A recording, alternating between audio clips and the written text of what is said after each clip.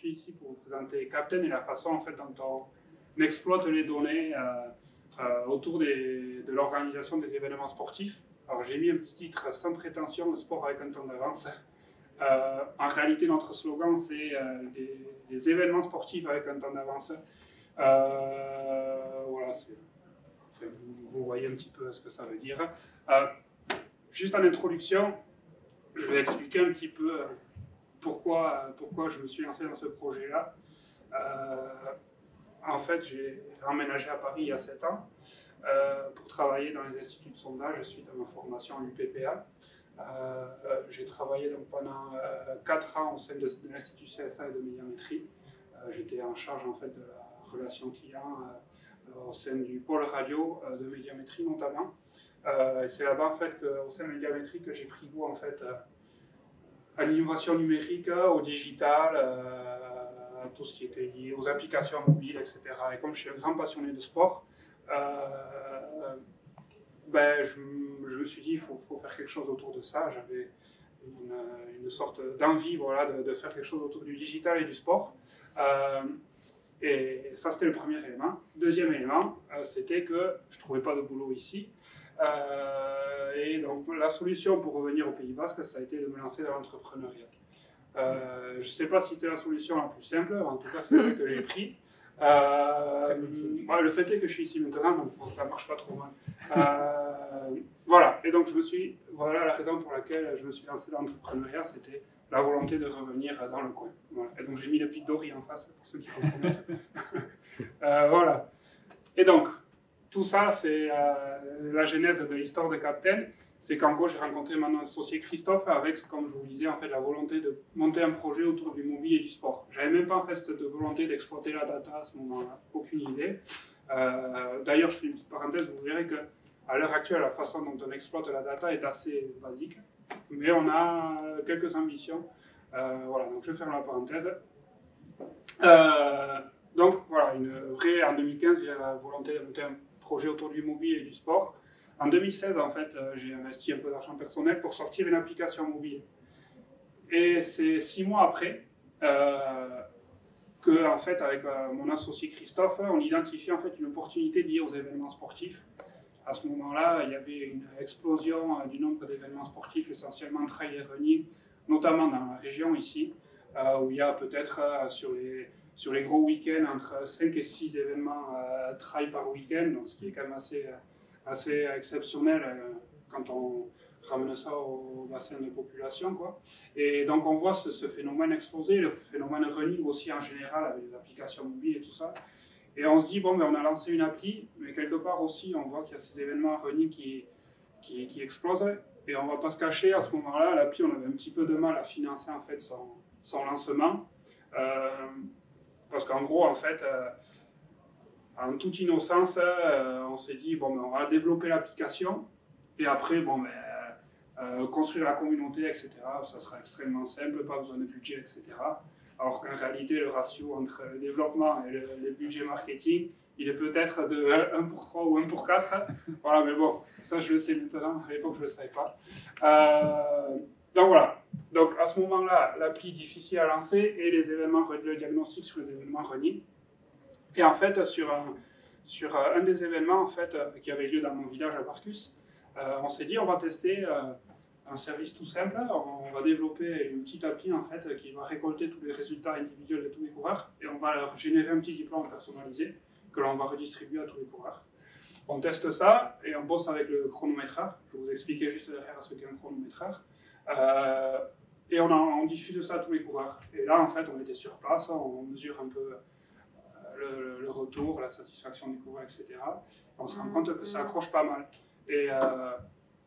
Et en fait, donc on teste ça, ça marche bien et tout. Et puis en même temps, moi j'avais participé à un événement sportif sur Paris et j'avais plus ou moins reçu la même chose, sauf que je l'avais reçu une semaine après l'événement. Alors que c'était l'un des plus gros événements running sur Paris, c'était le 10 km de Paris-Centre, donc 11 000 participants. Voilà, donc on se dit, sur le plus gros événement parisien, quasiment derrière le marathon, on vous envoie le diplôme avec une photo personnalisée, donc c'est sympa, mais une semaine après. Voilà, donc nous on s'est dit on va se positionner sur cette offre-là en envoyant le diplôme le jour J. Donc à partir de ce constat-là, on a définitivement décidé de prendre un pivot, de pivoter début 2017. Et c'est sur ce pivot-là en fait, qu'on a postulé en fait, à l'incubateur Théophraste porté par Sud-Ouest. On arrive à ce moment-là dans la deuxième promotion de l'incubateur. Et donc on a été intégré en fait, non pas à l'incubateur d'ailleurs, mais à l'accélérateur, donc l'étape d'après, du groupe Sud-Ouest. Et en fait, pendant toute l'année, on a continué à développer cette solution-là, toujours sur cette offre très simple d'envoyer un diplôme, cette fois-ci avec une photo personnalisée à tous les coureurs. Et en parallèle, en fait, il s'avère qu'en déployant ce service-là, on récoltait en fait tous les résultats sportifs de la région quasiment. Et ça a commencé à intéresser Sud-Ouest. Et ça a commencé à intéresser Sud-Ouest parce qu'en fait, ils se sont dit, il y a moyen d'aller, et on s'est dit avec eux quand même, il y a moyen d'aller capter l'audience liée à ces événements running et à la faire venir chez nous pour qu'ils viennent consulter les résultats de ces événements chez nous. Et donc en fait, on a commencé à structurer un petit peu toutes ces données-là pour les rediffuser derrière après sur Sud-Ouest. Pour que Sud-Ouest en fait devienne un canal d'information pour tous les participants aux événements sportifs de la région. Donc sur l'année 2017, en fait, on a un petit peu structuré ça de façon assez simple, en fait. D'ailleurs, au début, on est passé par des solutions que vous connaissez peut-être comme Infogrames, des trucs super simples où on fait des tableaux, puis les tableaux, ils ont juste l'avantage d'être responsive, de s'intégrer facilement en format widget dans n'importe quelle page web. On a bossé comme ça un petit peu en mode start-up, mais intégré à Sud-Ouest, quoi.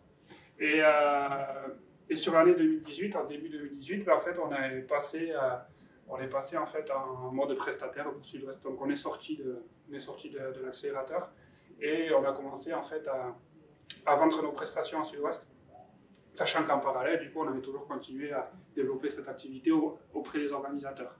Donc en 2018, on a développé notre logiciel et on a commencé à avoir cette double activité pour les médias et pour les organisateurs d'événements sportifs. Et sur l'année 2019, on a obtenu, non 2018, pardon, petite erreur, notre première grosse référence, on va dire, en dehors du local. Quand je parle de local, je parle de la Nouvelle-Aquitaine. On a travaillé sur le Grand Raid de la Réunion, et je vous expliquerai juste derrière comment on a travaillé dessus. Voilà. Donc ça, c'est un petit peu historique. Et donc aujourd'hui, on est 5, sachant qu'il y en a un qui bosse que ponctuellement pour nous. Voilà. Donc moi-même, Guillaume Rousset, qui est notre responsable commercial, qui était en freelance pour nous pendant un petit moment, qui a intégré l'entreprise à temps plein depuis novembre. On a un développeur en fait que l'on a vocation à intégrer très prochainement, qui bosse actuellement en freelance. Et donc Christophe, mon associé, qui est directeur général, et qui a aussi une autre casquette, c'est qu'il s'occupe en fait du développement d'une agence qui fait de la réalité virtuelle, voilà, sur Paris. Et donc Greg, qui nous accompagne sur les événements sportifs, et vous verrez comment il nous accompagne. Voilà. Et donc notre positionnement aujourd'hui, c'est que, je fais un petit pas en arrière, juste pour appuyer par quelques chiffres ce que je vous racontais au début, 25 000 événements sportifs par an. En France, c'est une estimation, rien que sur le trail et running, il y en a 10 000. Voilà. Derrière, le reste, c'est pas référencé, c'est nous qui essayons de donner une estimation. Ce qui est sûr, c'est qu'il y a 10 millions de sportifs en compétition. On ne compte pas dans ce lot-là tous les pratiquants de sport collectif, c'est vraiment les sports individuels. Et une estimation du marché, ça ne nous intéresse pas spécialement.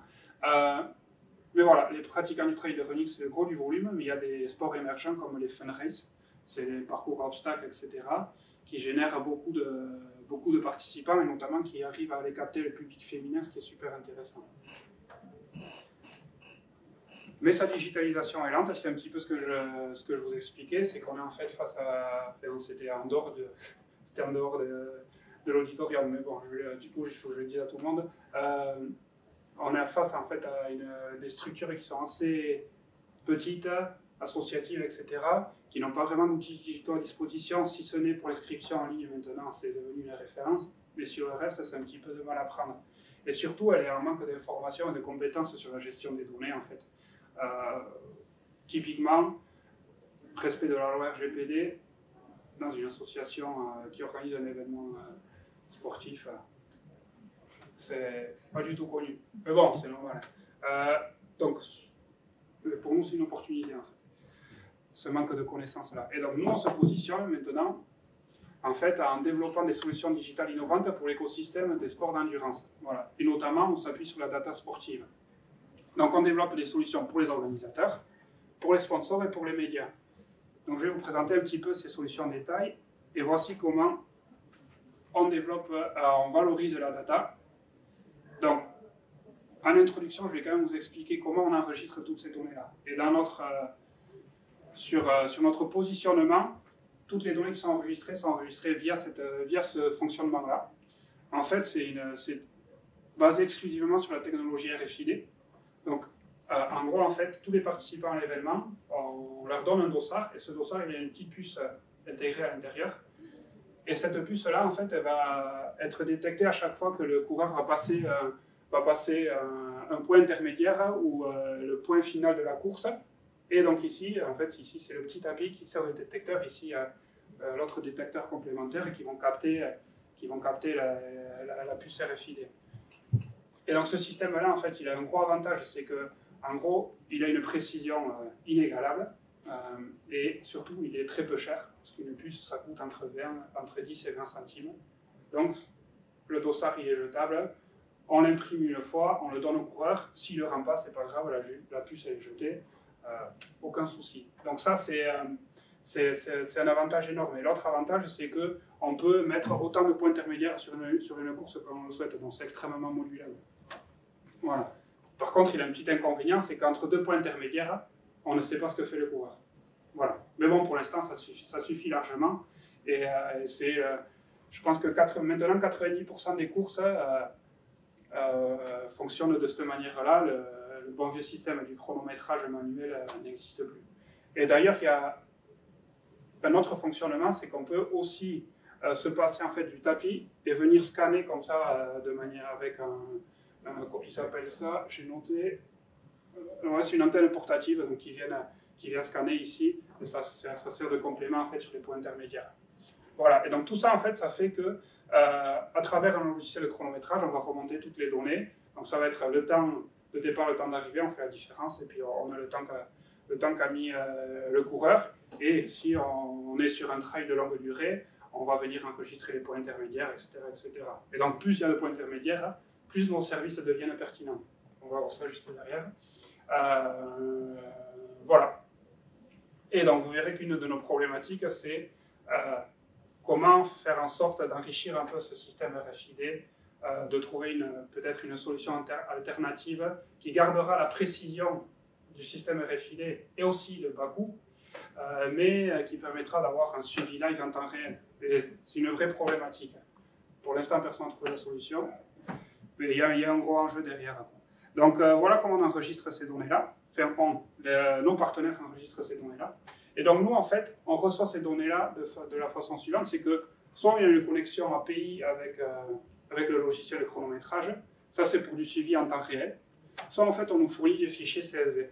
Enfin, en gros, on envoie les fichiers CSV dans notre logiciel, et nous en amont, en fait, on a reçu des fichiers qui sont totalement déstructurés, donc c'est du PDF, du TXT, quand on a un peu de chance, c'est du CSV ou du fichier Excel, mais voilà, c'est totalement déstructuré. Donc, notre valeur ajoutée à ce stade-là, c'est de restructurer tous ces fichiers-là, toutes les données, et de les réinjecter dans un format standard à notre logiciel. Et après, on a les connexions API, c'est la formule idéale pour nous, puisque tout est structuré, et on envoie ça à notre logiciel, en plus en temps réel, donc on a l'instantanéité de la diffusion des résultats. Et de notre côté, en fait, on envoie les médias à notre logiciel, et donc ça, c'est les photos ou des visuels qu'on a préparés en amont. Et ces photos-là, en fait, on utilise une techno OCR, Google Cloud Vision, qui va venir en fait identifier le numéro de dossard de tous les coureurs. Et ça nous permet en fait de reconnaître le numéro de dossard du coureur, de le lier en fait au fichier de données, et après on fait matcher les deux, on envoie ensuite le diplôme à la bonne personne. Voilà. Pour l'instant, c'est 60-70% de réussite. Ça dépend des photos. Mais bon, voilà. Aujourd'hui, on cherche une alternative à cette solution-là. Et derrière, après, c'est là où je pense qu'il y a vraiment notre valeur ajoutée, c'est que nous, derrière, on diffuse l'information sous différents canaux. Donc via Messenger, sur Facebook et Instagram, à travers des widgets que l'on va intégrer à des supports web, et à travers de l'email et du SMS. Voilà. Et vous allez voir le format maintenant, quand c'est la façon dont on transforme les données. En gros, en fait, on génère un petit diplôme personnalisé et notre positionnement, c'est de venir ajouter en fait les stats du coureur ou du sportif sur son diplôme. Et en gros, en fait, ça donne un peu plus de valeur à la photo brute, en fait. C'est que je vais le mettre en plein écran derrière, ici. Voilà. Donc ça, c'est une des OP que l'on a fait sur la diagonale des fous. C'est un phénomène que l'on n'explique pas trop, hein, mais on en profite. C'est que quand on vient ajouter un petit texte comme ça et la performance du coureur sur la photo, d'un coup, ça prend une valeur. Comme la petite médaille du finisher à la fin du marathon, quoi. Voilà. Et donc, du coup, on fait de ce support-là un élément de récompense pour le coureur, mais aussi un élément de sponsoring pour les partenaires de la course. Voilà. Ou pour la course en elle-même. Donc, on a deux modèles différents. Soit la course se l'achète et elle en fait ce qu'elle veut, elle en fait un support de sponsoring ou pas. Soit c'est le sponsor qui arrive et qui nous dit « Bon, moi, je vais mettre ça en place ». Et il impose le service en fait, à l'organisateur. Généralement, ça se passe très bien. Voilà. Et donc, c'est ce qu'on a fait, par exemple, dans le cas de la Diagonale des Fous, où en fait, on a travaillé avec SFR. Et SFR, en fait, en tant que partenaire majeur de l'événement, a imposé ce service-là à la Diagonale, mais qui était gagnante aussi, puisque c'était un service qu'elle ne proposait pas de base. Voilà. Donc, tout le monde est gagnant, puisque le coureur se retrouve avec une photo de lui, ce qu'il n'avait pas, ou qu'il devait payer. Voilà. Et en l'occurrence, là, on est dans les 40% qui nous ont foutu le bordel, puisque lui, il avait le dossard sur le côté. Voilà. Et donc ensuite, on envoie en fait à travers, on a développé un petit chatbot Messenger, très basique, mais qui fait le boulot. C'est qu'en gros, en fait, avant l'événement, on va venir activer le bot sur le Messenger de l'événement ou du partenaire, et on va dire, bon, mais voilà, moi je veux suivre François Daen, c'est celui qui a gagné la dernière édition de la Diagonale des Fous.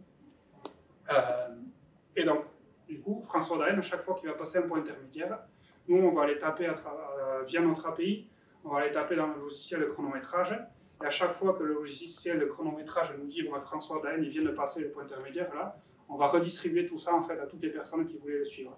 Et donc ça permet en fait un suivi en temps réel de tous les coureurs.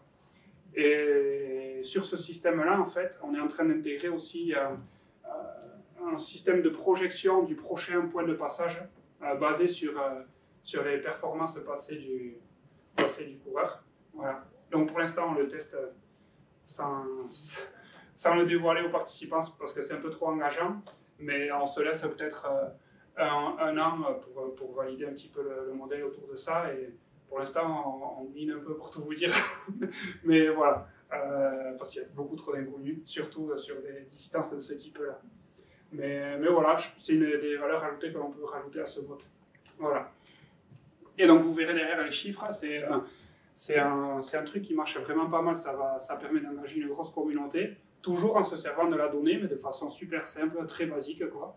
On récupère la donnée en temps réel et on la rediffuse comme ça. Et on a d'autres perspectives d'évolution sur ce service-là, avec du visuel généré en temps réel, etc. D'ailleurs, en parlant de visuel généré en temps réel, le troisième gros service que l'on a, centré vraiment sur l'événement le jour J, c'est qu'en fait, on va générer automatiquement des visuels. Donc là, par contre, on injecte une base de visuels pré-designés pour lesquels que l'on va créer en fait pour les coureurs élites. Donc c'est ceux qui vont jouer la gagne ou qui ne vont pas être loin du podium, quoi. Et pour cette dizaine de coureurs-là, ou coureuses d'ailleurs, puisque là on en a une quand même, en fait on prend ce visuel-là et on va positionner à chaque fois qu'il va passer un point intermédiaire, on va venir positionner sa performance sur le parcours ici, et on va diffuser ça soit sur Facebook ou d'autres réseaux sociaux, Twitter notamment. On essaie de diffuser sur Instagram bientôt, ou sur l'écran géant de l'événement. Et en fait, ça permet d'animer la communauté en temps réel à travers la stat que l'on va récupérer. Et voilà. Et donc là, l'idée, c'est d'avancer sur ce processus-là. Toujours pareil, on met en avant la perf du sportif. Et on essaie de maintenant travailler à des formats un petit peu plus engageants avec du GIF un petit peu animé qui va venir mettre en valeur la stat vraiment du sportif, etc. Donc on est vraiment sur ces réflexions de comment valoriser la performance du sportif et la rendre visuelle et compréhensible, quoi. Parce que là, le constat que l'on fait, c'est que finalement, on voit plus le sportif que sa perf, alors qu'au bout d'un moment, on a bien identifié que c'était lui. Ce qui va nous intéresser, c'est le temps qu'il a mis, quoi. Donc on est vraiment dans ces réflexions-là de voilà, comment on met en avant la performance sportive, tout en faisant en sorte que ce soit facilement automatisable, etc. Voilà. Et donc là, toujours pareil, nous, notre plus-value, c'est qu'on va les diffuser en cross-canal.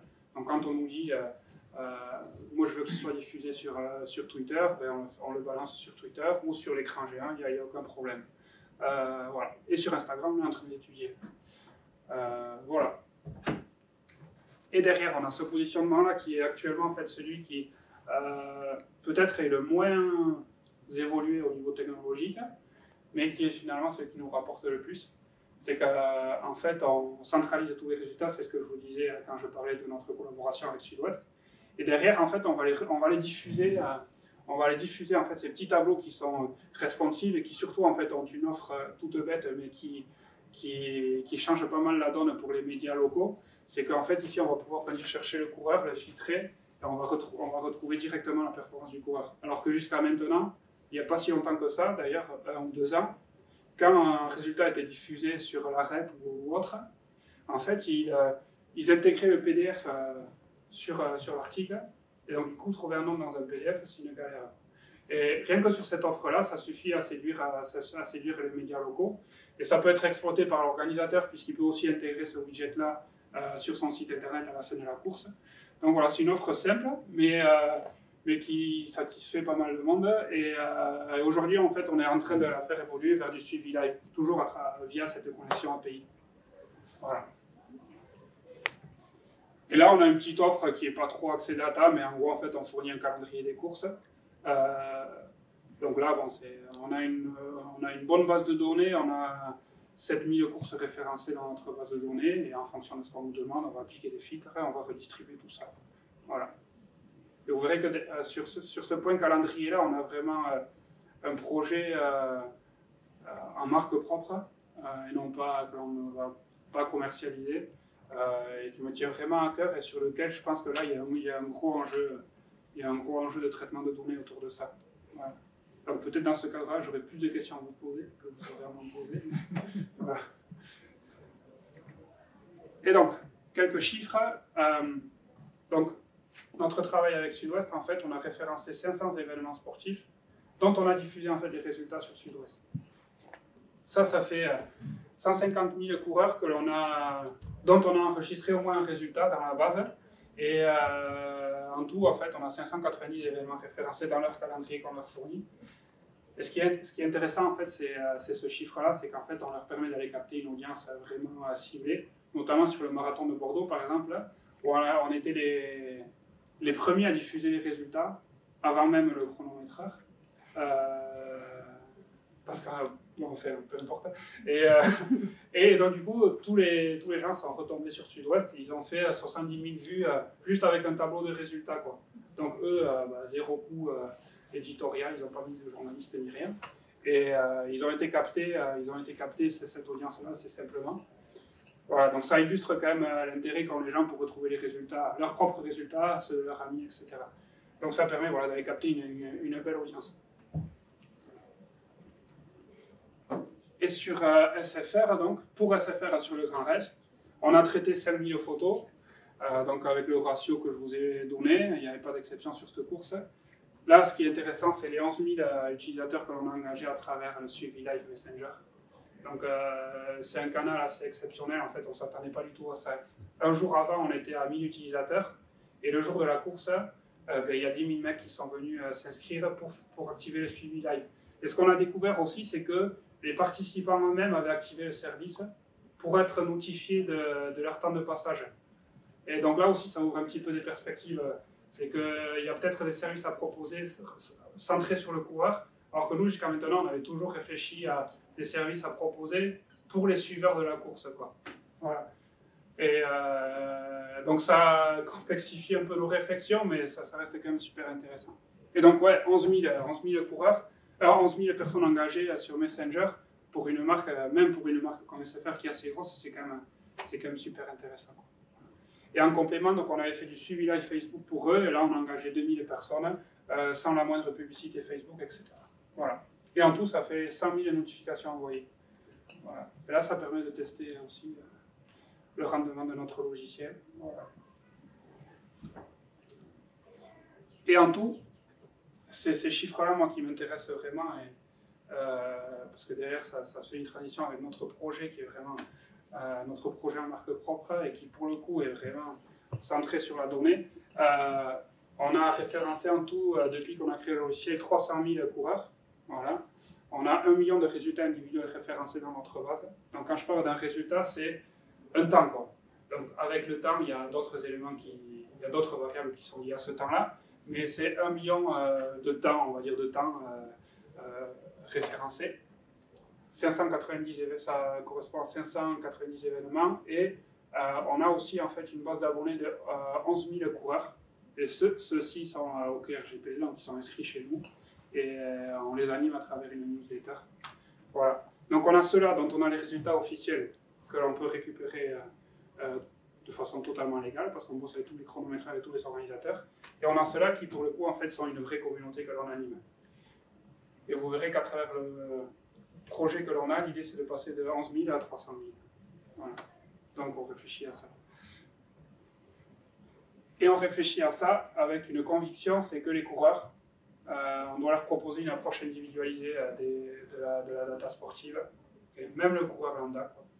Et pour ça, en fait, on va lancer une plateforme prochainement. Et cette plateforme-là, en fait, de prime abord, elle est assez classique, c'est-à-dire qu'en fait, c'est un calendrier de toutes les courses de la région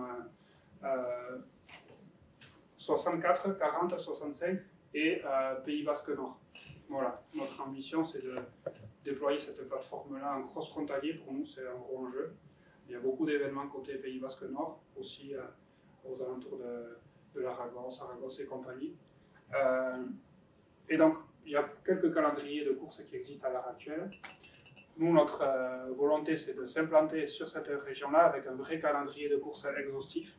Et surtout, avec une offre qui est qu'on va diffuser tous les résultats de la région en gardant ce principe de je trouve facilement les résultats d'une course, je ne vais pas devoir aller consulter un PDF pour ressortir du site internet, pour retomber sur le site internet du chronométreur. On veut tout centraliser sur cette plateforme-là. Si je veux identifier un événement sportif auquel je vais m'inscrire, je le trouverai dans le calendrier. Si je veux retrouver tous les résultats du dernier événement, je le retrouve ici. Et le point qui me plaît beaucoup à moi, c'est on va créer une fiche pour chacun des coureurs. Et cette fiche-là, en fait, on va faire remonter toutes ses performances individuelles. Et donc le coureur, il aura la possibilité de dire, bon, je passe d'une fiche privée à une fiche publique. Et donc, en fait, on commence à rentrer dans l'approche individualisée de la performance du coureur. Et donc là, on a un exemple. C'est un gros coureur de trail en Pays Basque. Gros, c'est-à-dire au niveau du volume de courses qu'il fait et au niveau de ses performances. Voilà, donc ça, c'est toutes les courses qu'il a faites juste l'an dernier. Voilà. Je crois qu'il en a fait 24. Voilà, donc c'est un gros coureur, quoi. Et donc, on centralise sur sa page en fait, d'athlète, comme on pourrait le retrouver sur l'équipe pour Kylian Mbappé, quoi. Tout le monde a sa petite page d'athlète avec ses performances, etc. Et on remonte aussi, parce qu'on bosse avec les photographes du coin. Donc là, c'est une démo, hein, c'est pas encore prêt à publier. On remonte aussi ses photos. Voilà. Et donc là, on a testé ça sur la course du bout de l'an. Comme on traite tous les résultats du coin et qu'on commence à bosser avec quelques photographes du coin, dans sa fiche athlète, on va aussi potentiellement faire remonter les photos. Et donc il y a potentiellement, pour se dire, il y a un risque à ça, mais en réalité, c'est un bon moyen de contrôler aussi la diffusion de son image, parce qu'à l'heure actuelle, en fait, les photos des événements, elles sont diffusées sur Facebook.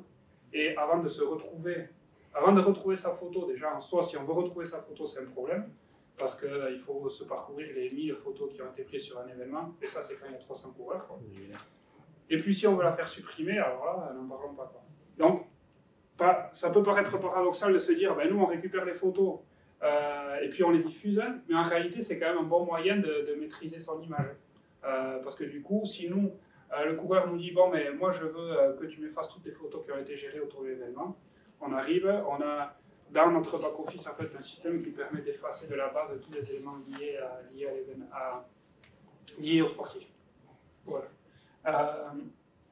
Donc il y a un sujet juridique derrière, on en parlera juste derrière, mais voilà, moi je suis convaincu que c'est une offre qui peut apporter en fait un respect de la confidentialité des données.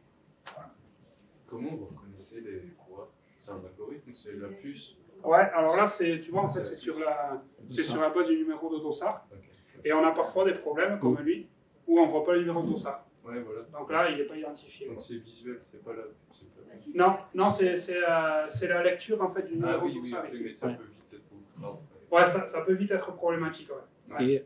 Et vous envoyez directement l'image au service de Google Cloud ou vous traitez un peu l'image avant pour faire un crop automatique? On fait du recadrage, on le réajuste en fait aussi pour qu'il y ait la résolution que l'on attend dans notre logiciel, etc.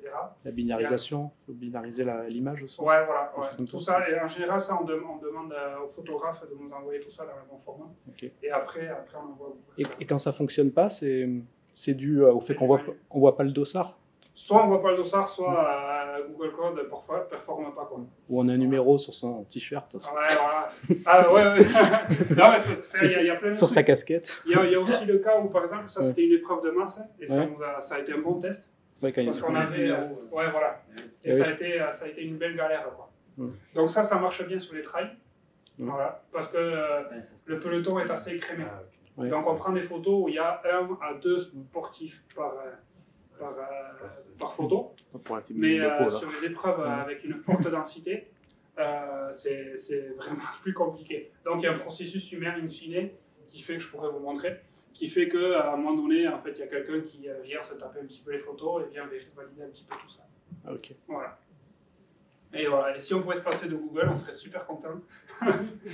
Mais bon, pour l'instant, c'est la solution. Oui, il y a des solutions open source. Hein. Ouais. Il y a Tesseract. Voilà, qui a été mis open source par Google. C'est Google, mais c'est open source. Voilà. Mais du coup, ce type d'idée-là, on est vraiment. Donc voilà un petit peu. Et alors, en gros, donc là j'ai fini ma démo. L'idée quand même, c'est que ce projet-là, il soit collaboratif, c'est-à-dire qu'en fait, on a vraiment la volonté de faire bosser les chronométreurs, les photographes et les organisateurs autour de ça. Donc on a la volonté d'être leader sur ce projet-là, parce que technologiquement, c'est nous qui le portons, etc. On a vraiment la volonté d'impliquer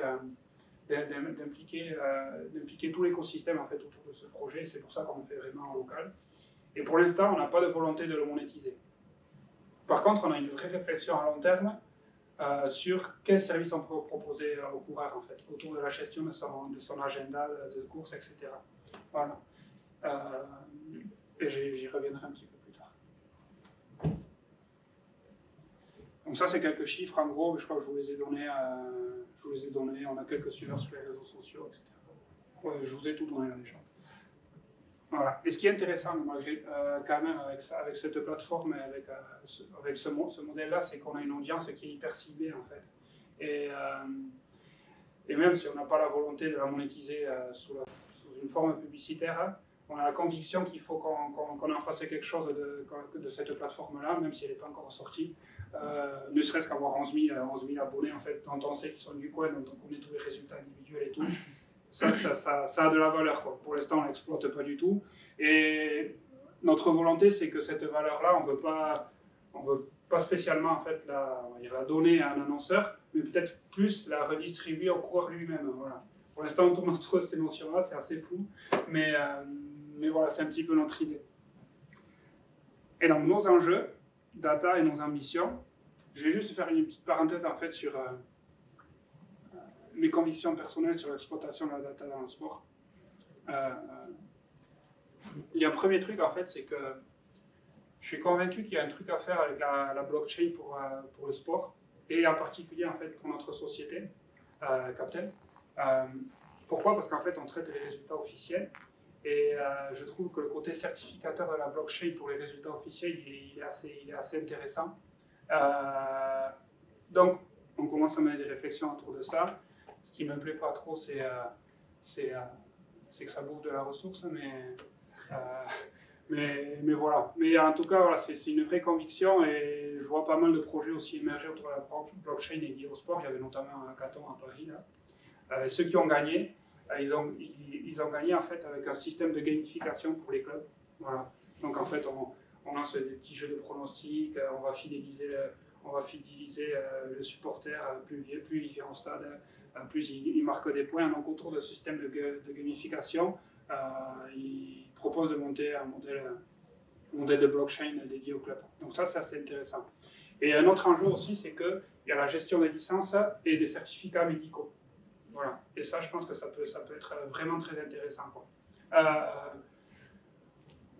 Donc, voilà, ça c'est ma première conviction. Deuxième conviction, c'est qu'il faut décomplexifier la data. La dernière fois, en fait, j'avais fait une interview avec un des entraîneurs en fait, de l'UBB.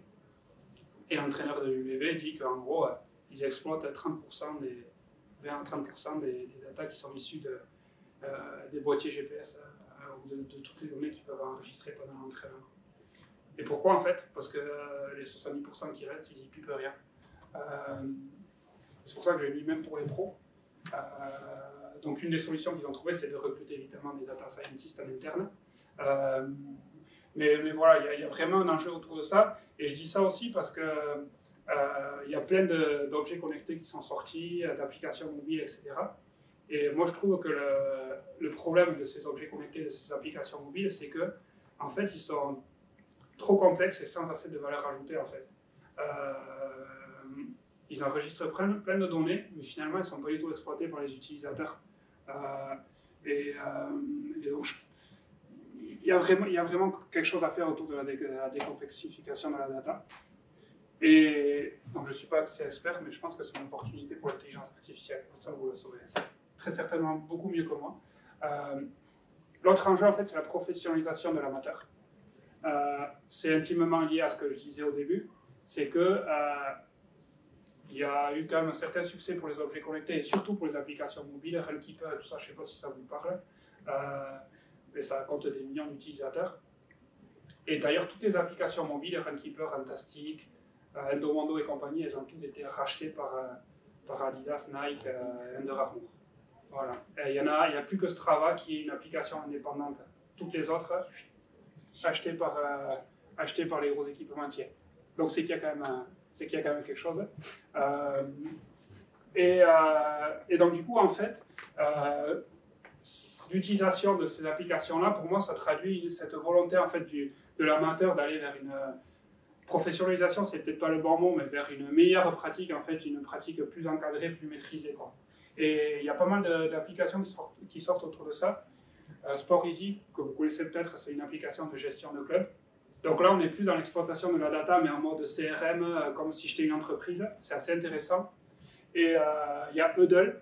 Et là, c'est une boîte super intéressante américaine qui, en gros, en fait, propose d'équiper n'importe quel club avec des caméras. C'est payant, forcément. Et en fait, ils vont positionner les caméras autour d'un terrain. Et ils vont enregistrer tout ça. Et ils vont analyser tous les déplacements de tous les sportifs. Ils proposent ça du plus petit club amateur jusqu'au club pro. Voilà. Et pour les clubs amateurs, ils proposent même une solution logicielle qui permet de travailler à partir d'enregistrements effectués via smartphone. Et derrière, ils font remonter des stats de performance et d'entraînement super détaillés à travers des interfaces vraiment très poussées. Et franchement, c'est assez bluffant. Et eux, voilà, ce qui est intéressant avec eux, c'est qu'ils ont un positionnement qui va de la plus petite association jusqu'au club pro. Contrairement à d'autres concurrents, eux, comme Stade.com, qui équipent plutôt les clubs professionnels. Voilà. Sur la même offre, Et voilà. Et donc ça, pour moi, c'est la traduction claire du fait que même le sportif amateur et les clubs amateurs ont vocation à encadrer de plus en plus la pratique sportive. Voilà. D'ailleurs, je crois financièrement et tout, ils sont super costauds. Et ensuite, il y a les objets connectés pour le sport amateur, donc c'est un petit peu ce que je disais tout à l'heure. Il y avait un chiffre qui était assez parlant, c'est que les wearables étaient abandonnés par une personne sur deux au bout de 6 mois. Donc, en gros, ça traduit bien la problématique. Et pour moi, en fait, ce taux d'abandon-là, il est simple, c'est qu'en fait, c'est les deux problématiques que je vous avançais, c'est pas assez de services de valeur ajoutée par rapport au coût, et quelque chose qui est trop complexe à aborder sur la restitution des résultats. Quand on voit les dashboards qui sont proposés par les Fitbit et compagnie, moi je trouve que c'est vraiment pas attrayant en fait. Et je crois que c'est vraiment ça le problème. Donc, il y a quelque chose à faire avec les objets connectés, mais il faut repenser tout ça en profondeur. Et quand on met en parallèle les projections qui avaient lieu, ne serait-ce qu'en 2016, sur les ventes de wearables en 2017 et en 2018, avec ce qui s'est fait réellement, on peut diviser les projections, je crois, par 3 ou par 4. Voilà. Donc, vrai sujet. Et l'autre truc, dans la continuité de, on va dire, mes convictions personnelles, c'est que j'espère que à travers toutes ces petites convictions que j'ai, la France ne fera pas l'erreur de faire une course à la médaille, mais plutôt une course à la démocratisation du sport. Voilà. Je pense que ça passe par tout ce qu'on a avancé avant. Et je ne sais pas si vous avez entendu la mauvaise com qu'il y a eu autour de Patrick Montel, là, et du cas de la marathonienne qui a échappé à un contrôle antidopage. Et donc en fait, il dit... il est très maladroit pendant 15 minutes, mais il y a 30 secondes où il est super pertinent. C'est qu'il dit en gros qu'une nation n'est pas sportive quand elle a beaucoup de médailles, mais quand elle a beaucoup de pratiquants du sport. Voilà. Et je trouvais ça super pertinent. Donc moi j'ai choisi d'effacer les 14 minutes 30 de conneries qu'il raconte, et j'ai gardé ces 30 minutes-là et je les ai repris. D'ailleurs je pourrais mettre Patrick Montel en dessous, pour être vraiment... Voilà. Et donc, nos problématiques data, en fait la principale problématique, on est confronté au quotidien, c'est qu'on a des données totalement déstructurées, qui sont, j'ai mis complexes, mais c'est à notre niveau en fait. Mais pour nous, elles sont complexes à aborder parce que c'est récurrent, c'est tous les dimanches, et puis on reçoit des fichiers PDF, des fois on reçoit des images, des photos du classement imprimé. Voilà, donc on reçoit de tout. Donc, c'est le premier gros enjeu. Là, à ce stade, on se pose la question, est-ce qu'on automatise ce processus de traitement de la donnée ou est-ce qu'on impose un standard en fait. À ce stade, on n'est pas assez puissant pour imposer un standard. On n'est pas la Fédération française d'athlétisme qui, elle, a réussi à le faire. Mais le truc, c'est que la Fédération française d'athlétisme, en imposant le standard et en imposant toutes les autres contraintes qui allaient avec, elle a laissé passer l'enthousiasme qu'il y a eu autour du trail. Et aujourd'hui, elle n'a que peut-être 20 ou 30% des événements qui sont affiliés. Donc nous, en imposant un standard, on a peur de perdre tout ça. Donc pour l'instant, on prend plutôt l'orientation de se dire on va développer quelque chose qui va nous simplifier le traitement de la donnée. Et déjà en amont, qui va nous permettre de convertir des fichiers PDF et tout, et de bien les récupérer en fait, pour déjà en faire des fichiers traitables. Et voilà. Donc on prend cette orientation-là, mais on n'a pas encore fait notre choix. Sachant que du coup, on a aussi la volonté en parallèle de faire en sorte que les données soient de plus en plus riches. Donc on va aussi rajouter la complexité à tous nos données. Après, le problème c'est qu'en gros, on a un marché qui est totalement en retard, je disais à l'introduction, sur les enjeux digitaux, et qui en fait ne voit pas trop l'intérêt de diffuser des résultats sportifs. En fait, on a un décalage entre l'organisateur de l'événement et le participant. Le participant, lui, il veut de la donnée, il veut son résultat dès qu'il a franchi la ligne d'arrivée. Il veut une courbe d'évolution, s'il peut, de sa vitesse moyenne sur tout le parcours, etc. Et on a l'organisateur, pour qui l'enjeu, c'est que l'événement se passe bien. Et tous ces enjeux digitaux-là, ça passe au second plan. Voilà. Voilà. C'est souvent comme ça, hein, c'est le pratiquant qui impose son truc, mais bon, ça prend un peu de temps à s'imposer. Et ensuite, on a la gestion de la RGPD. En fait, c'est un vrai sujet, parce que je vais reprendre l'exemple du PDF. Les résultats, ils sont diffusés en format PDF. À l'heure actuelle, quand les gens ne bossent pas avec nous. Le problème du PDF, c'est que s'il y a un gars qui dit « Bon, mais moi, je ne veux pas apparaître dans les résultats sur tous les supports qui sont diffusés », mais qu'est-ce qu'on fait? On supprime le PDF.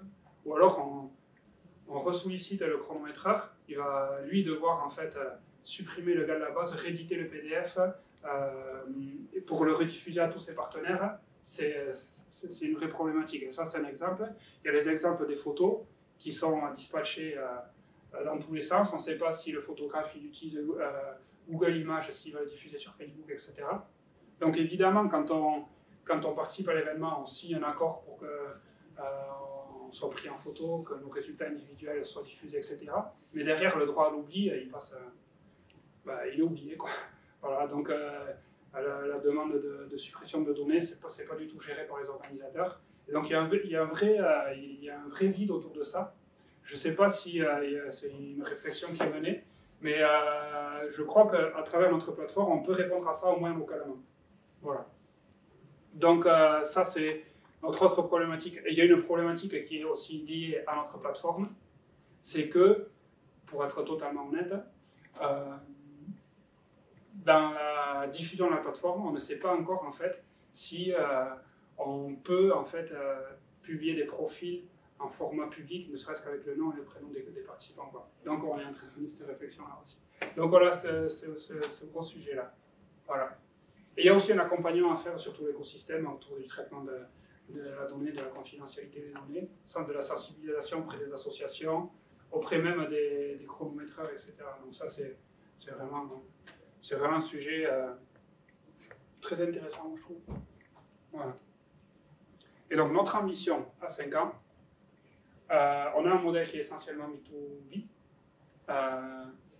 ou je ne sais pas comment on traduit le B2 association, mais voilà.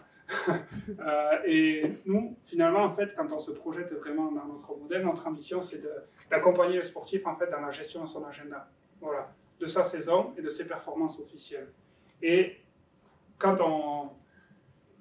une fois qu'on a fait tout ce processus de standardisation des données, on l'a injecté à notre plateforme, on se dit qu'on a quand même une belle base de données.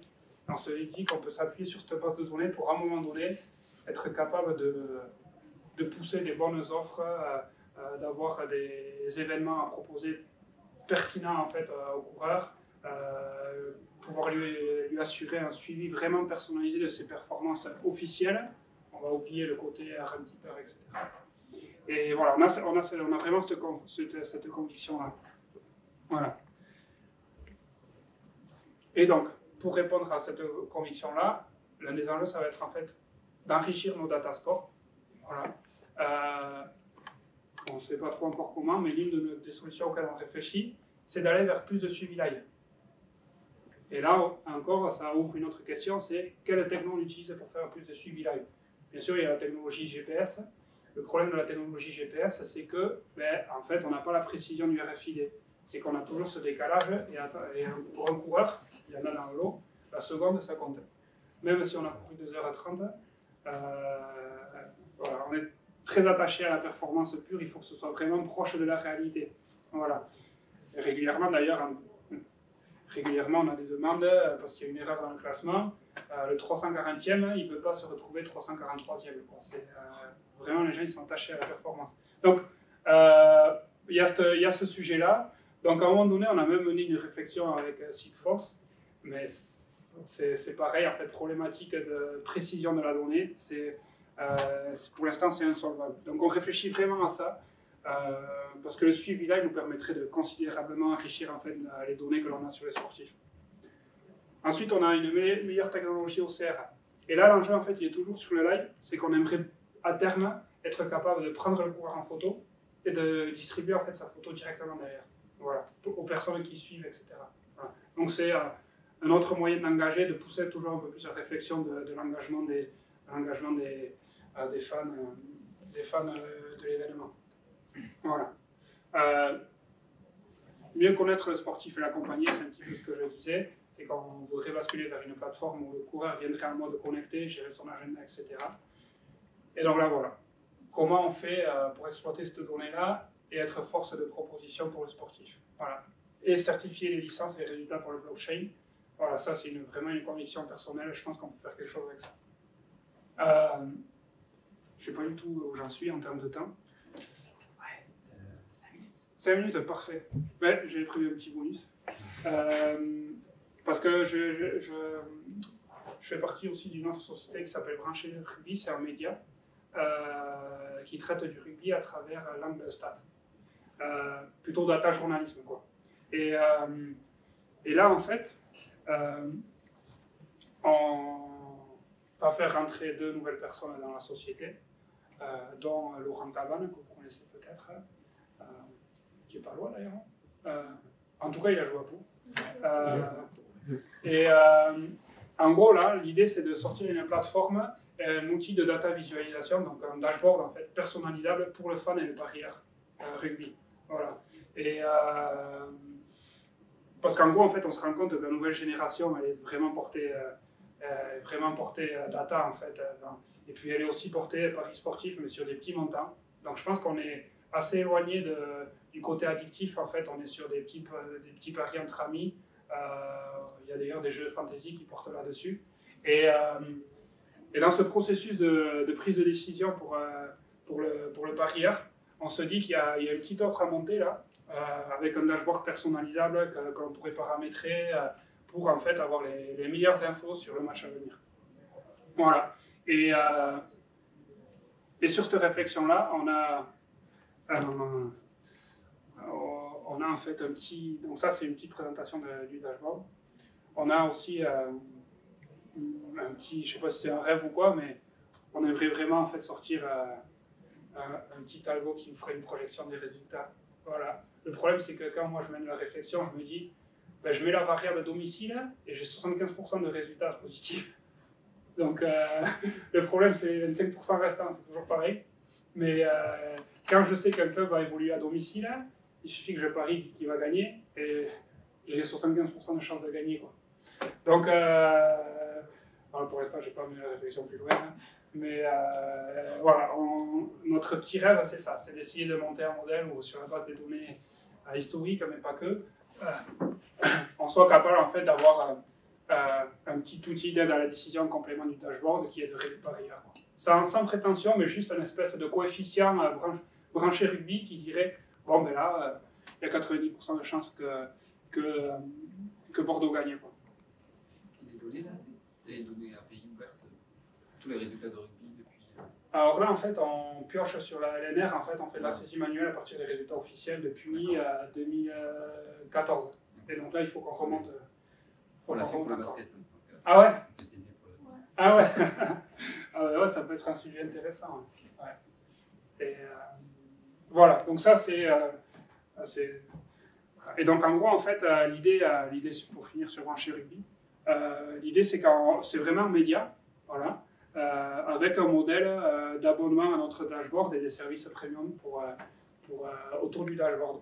Avec notamment en fait, la caution de Laurent Cabane qui apporterait une expertise un petit peu venue du vestiaire, quoi, avec des petites infos en off sur les compositions, etc.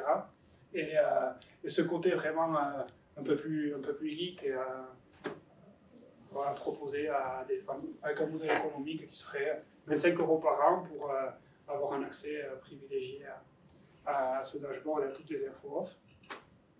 Voilà, pour gagner peut-être 30 € de plus par an. Donc du coup c'est bon, c'est équilibré. Voilà. Voilà, et merci beaucoup.